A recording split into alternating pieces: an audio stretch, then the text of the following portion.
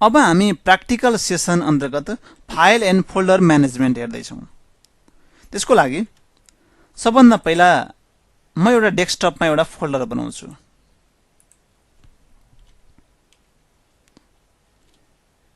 यहाँ my documents भनेर my documents भन्ने एउटा मैले फोल्डर बनाएँ। यसलाई म अलि यतासम्म मात्र यता राख्छु। अहिले हेर्नुस् त यता लैजाँदाखेरि फेरि यता मुभ भइरहेको छैन। किन भन्दाखेरि यसलाई यो डेस्कटपमा राइट क्लिक गरेर भ्यू गर्यो भने यहाँ के त अटो एरेन्ज आइकन भनेको छ, यो यस्तो भएर हो। यसलाई हटाइदिउँ, राइट क्लिक गरौँ, भ्यू गरौँ। अब यसलाई हामीले यता लैजान सक्छौँ यसरी। फेरि अटोमेटिक एरेन्ज होस् भन्नको लागि चाहिँ यसलाई के गर्नुपर्छ, यो अटो एरेन्जलाई टिक मार्क गर्नुपर्छ। अहिले मैले माई डकुमेन्ट भन्ने एउटा फोल्डर बनाएको छु। मेरो उद्देश्य के हो भने मेरो जति पनि पर्सनल डकुमेन्ट सबै कहाँ राख्ने भन्दाखेरि माई डकुमेन्टमा राख्ने। अब मैले जति फाइल र फोल्डरहरूलाई म्यानेज वेमा राख्यो त्यति मैले आफ्नो डकुमेन्टहरू खोज्नलाई सजिलो हुन्छ। त्यसरी म के गर्दैछु भने मेरो आफ्नो डकुमेन्ट्सहरू जति पनि छन् सबै म के गर्दैछु सिस्टमेटिक तरिकाले राख्दैछु। अब यहाँ माई डकुमेन्ट्समा गएँ। अब यहाँ म राइट क्लिक गर्छु, फोल्डर बनाउँछु। यहाँ फोल्डर होममा गएर यहीँ बसेर पनि बनाउन सकिन्छ। न्यू फोल्डर गर्छु। अब यहाँ म आफ्नो डकुमेन्ट एउटा सर्टिफिकेट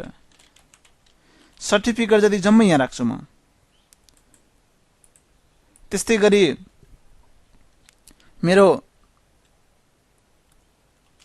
लर्निङ मेटेरियल्स जति पनि मेरो लर्निङ मेटेरियल्सहरू जति जम्मै यता राख्छु। त्यस्तै गरी जति पनि मेरो फोटोजहरू सबै यहाँ राख्छु। त्यस्तै गरी जति पनि मेरो हिसाब किताब छ अकाउन्ट सबै यसमा अकाउन्टमा राख्छु। अर्को नयाँ फोल्डर बनाउँछु। त्यस्तै गरी जति पनि मेरो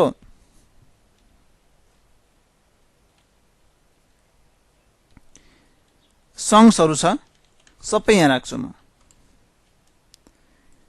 अब अन्य कुराहरू म यहाँ मिसलिनियस भन्ने फोल्डर बनाएर राख्छु सबै कुराहरू। अब त्यसलाई म के गर्छु, यसलाई अलि यो गर्छु, यसलाई च्याप्पसम्म मात्रै यता यसरी लैजान्छु। अब यो कुन चाहिँ मिलाउने भन्छ यसलाई म मिलाउँदिनँ, जस्ट यहाँ क्लिकै गर्छु। फेरि अब फेरि दिस पिसीमा जान्छु, यसलाई च्याप्पसम्म मात्रै यता लैजान्छु।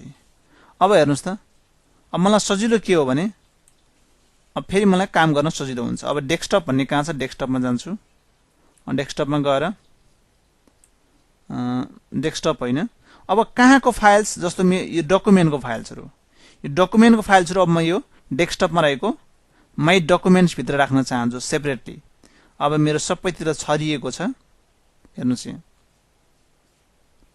जस्तो अब जति पनि मेरो फोटोजहरू यहाँनिर राखेको छ, फोटोजहरू कहाँ राख्न चाहन्छु, फोटोजभित्र। यहाँ फोटोजभित्र डबल क्लिक गर्छु, यसलाई च्याप्पसम्म मात्र लगाएर राखिदिन्छु। गयो। अब सङ्ग्स भनेको छ, यो फोटोज यो पनि फोटो लगाएर राखिदिन्छु। अब अलि तल झर्छु, यसलाई पनि लगाएर राख्छु, यसलाई पनि लगाएर राख्छु, यसलाई पनि लगाएर राख्छु। अब यो फोटो होइन, यसलाई पनि लगाएर राख्छु। ल, यसलाई पनि लगाएर राख्छु। जति पनि मेरो त्यो फोटोजहरू छ सबै फोटोजहरूलाई म के गर्दैछु, त्यो ठाउँ मुभ गर्दैछु। यहाँ फोटोहरू अब सायद छैनन्। ल, अब यहाँ छैन, यो फोटो छैन। म अब ब्याक आउँदैछु। अब ब्याक आइसकेपछि अब म के चाहन्छु, जति पनि सङ्ग्सहरू यो ठाउँमा लगाएर राख्न चाहन्छु। यहाँ सङ्ग्स गरिदिन्छु। अब यहाँ सङ्ग्स भन्ने छ, सङ्ग्स जति सबै जस्तो यहाँ सङ्ग्स हेर्नुहोस्, यो ल MP3 भन्ने छ। ल, एउटै किन नहोस्। अब अहिले मैले के गरिदिन्छु, यो सङ्ग ल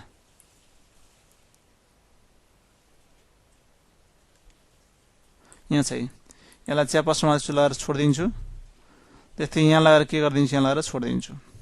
अझै ब्याक आउँछु अथवा अप गर्दा नि भयो। अब सङ्ग्स र फोटो राखेँ। अब कुनै लर्निङको कुराहरू हो, सर्टिफिकेट जति जम्मै मानौँ यसलाई यता राखिदिन्छु। ल अब यहाँ यो पनि यतै राखिदिन्छु, यो पनि यतै राखिदिन्छु। अब यो सी प्रोग्रामिङ भनेको छ, यसलाई अप गरिदिन्छु। अब यो लर्निङ मेटेरियलमा राखिदिन्छु। ल यसलाई अब अझै ब्याक गरिदिन्छु। अब भिडियोहरू जति पनि छ, अब सङ्ग्स भनेको छ, सङ्ग्समा यहाँ दुईटा अडियो र भिडियो भन्ने फोल्डर बनाउनु पर्ने। अब फोल्डर बनाउँछु। यहाँ राइट क्लिक गर्छु, न्यू गरिदिन्छु फोल्डर। ल अडियो एयु अडियो र अर्को भिडियो भन्ने, राइट क्लिक न्यू अनि फोल्डर भिआइडियो भिडियो बाहिर आएर क्लिक गर्छु। अब यो अडियोलाई अडियोमा लगेर राख्न चाहन्छु। यहीँ क्लिक गरेर यसरी च्यापस मात्र त्यो ठाउँमा लगेर छोडिदियो भने त्यहाँ ठाउँमा गएर बस्छ, सजिलो हुन्छ। अब भिडियोमा डबल क्लिक गर्छु। अब यहाँ लगेर राख्न चाहन्छु, के गर्छु, यसलाई खाली ठाउँमा राइट क्लिक गर्छु, कपी गर्छु, अथवा यहाँ बसेर कन्ट्रोल सी गर्दा नि भयो है। यहाँ गएर कन्ट्रोल बी गरिदिने। तर यसो गर्दा यहाँ पनि बस्छ, यहाँ पनि बस्छ। यहाँ नबसोस् भन्नको लागि चाहिँ के गरिदिने, यसलाई च्यापस माथि लगेर यसरी राखिदिने। गयो। यसरी के हुनसक्छ, मुभ गर्न सकिन्छ। ब्याक गरौँ। अडियोको लागि हामीले यहाँ राखिदिउँ। यसरी प्रत्येक फाइल छ, अझै ब्याक गरौँ। प्रत्येक फाइल्सहरूलाई हामीले यसरी व्यवस्थित रूपमा राख्न सक्छौँ। यसलाई म क्लोज गरिदिएँ। भोलि मानौँ अडियो सङ्ग मलाई चाहियो भने म के गर्छु, माई डकुमेन्ट जान्छु, मेरो आफ्नै अडियो सङ्ग छ, सङ्ग्सभित्र गएर म अडियो जान्छु, यहाँ प्ले गर्छु। त्यति मानौँ मलाई सर्टिफिकेट चाहियो भने म माई डकुमेन्टमा जान्छु, यहाँ सर्टिफिकेटमा जान्छु। यहाँ अब अहिले त धेरै छैन, अहिले त यहाँ छैन, तर के त्यहाँ सर्टिफिकेटमा क्लिक गरेर के गर्न सकिन्छ, ती सर्टिफिकेटहरू निकाल्न सकिन्छ। यसरी हामीले चाहेको जस्तो तरिकाले के गर्न सक्छौँ, म्यानेज गर्न सक्दछौँ फाइल र फोल्डरको प्रयोग गरेर। फोल्डर भनेको के पनि होइन, फाइललाई अथवा सब फोल्डरहरूको बनाएर राख्नको लागि हामी के गर्छौँ, फोल्डर बनाउँछौँ। जस्तो जति पनि डेस्कटपको फाइल्सहरू हामीले त्यत्तिकै डेस्कटपमा छरेर राख्यौँ भने गज्याङ्ग देखिन्छ। तर त्यो डेस्कटपमा रहेका फाइल्सहरूलाई सबैलाई कहाँ त अल न्यू भनेर राखेको छु मैले। त्यसो गर्दाखेरि त सबै यहाँ फाइल्सहरू छ, यसो गर्दा डेस्कटपमा गज्याङ देखिएन। यसरी हामी के त फाइल र फोल्डरलाई म्यानेज वेमा अथवा सिस्टमेटिक वेमा राख्न सक्दछौँ, जसले गर्दा कम्प्युटरको पर्फर्मेन्स पनि इन्क्रिज हुन्छ। त्यस्तै हामीले पनि भन्ने बित्तिकै ती डकुमेन्ट पाउन सक्दछौँ। यति नै।